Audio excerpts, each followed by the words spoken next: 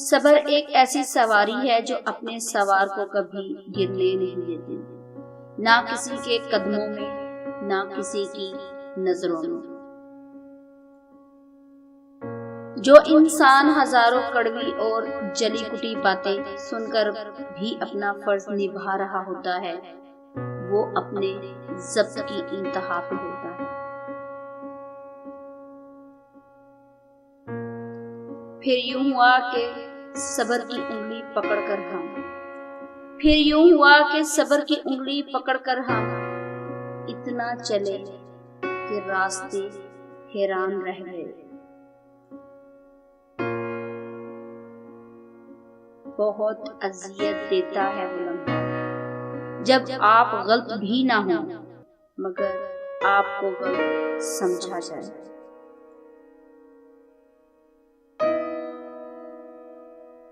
जब जमीन तुम्हें तंग लगे तो आसमान की जानिब देखना, तुम आंखों से मुस्कुराना और कहना, अच्छा तू ऐसे राजी, मैं भी ऐसे राजी।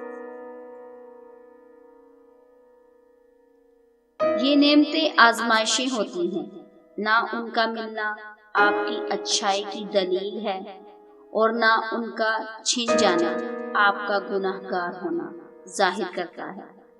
इसके औलाद नहीं थी इसलिए नहीं कि वो बुरी थी, या मेरी औलाद थी तो इसलिए नहीं कि मैं बहुत अच्छी थी। ये तो सब्र और शुक्र के इम्तिहान होते हैं।